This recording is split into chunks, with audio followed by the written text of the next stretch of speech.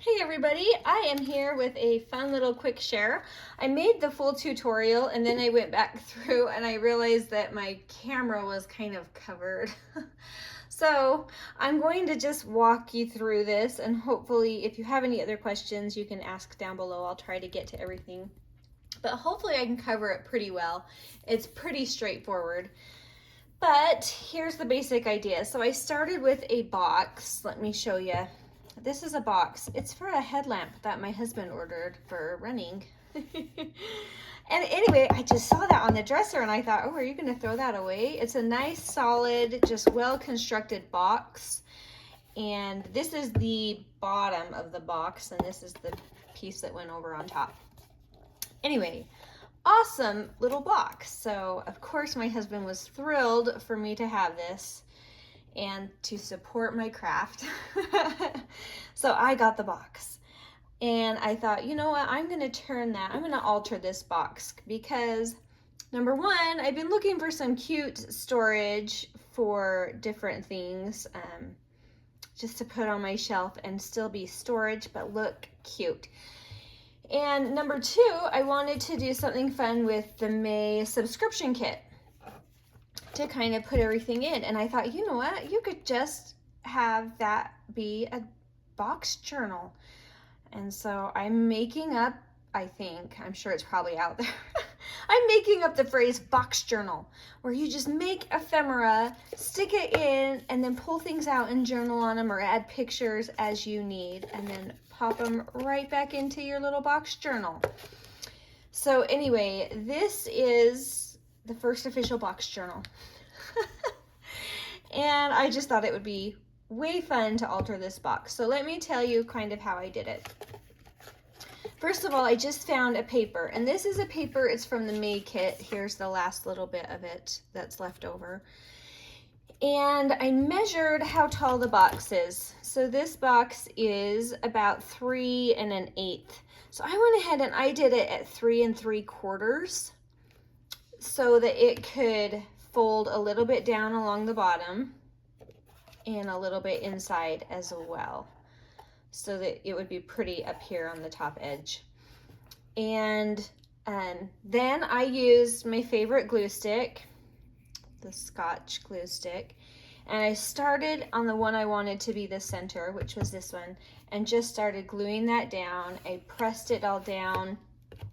You can see the seam where I had to add another paper, and then I got done and there was this tiny gap. I had miscalculated and it didn't quite reach, but no worries. I just grabbed a tiny little scrap and cut it to 3 3/4 and plopped it in there in between those two. So no harm, no foul. And anyway, it blends pretty well, no biggie. So then I had that done, but at that point I still had all of the paper sticking up top.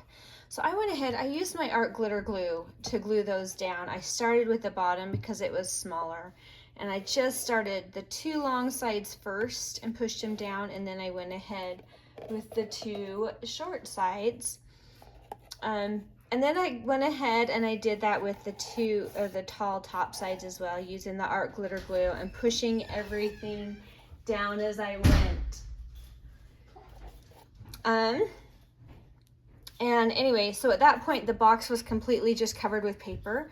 You could decoupage over this. I think that would actually be a really great idea to just give it a little more stability and to protect that paper a little better.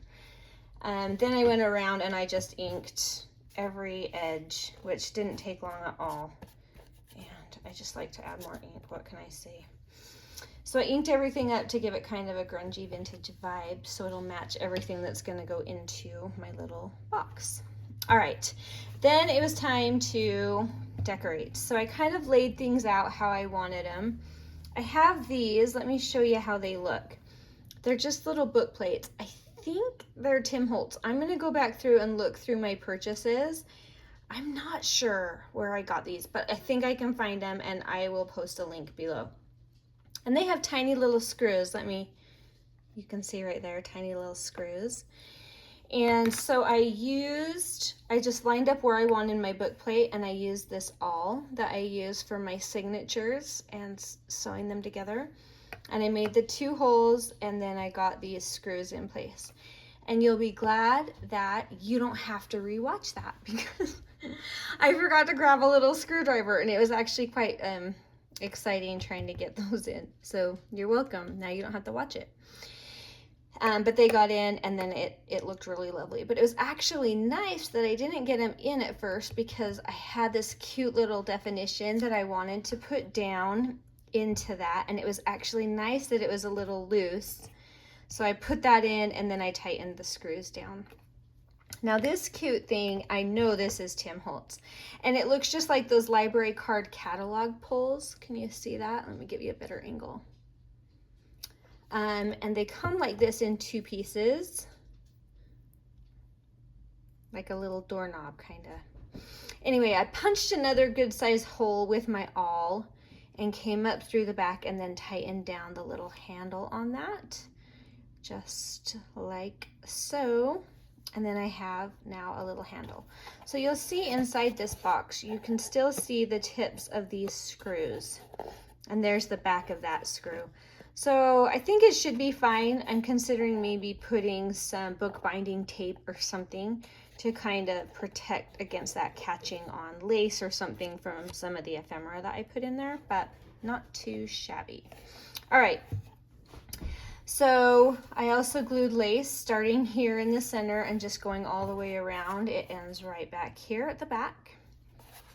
And then I added a fun little butterfly that is also in the May kit. Oh, and so is this definition.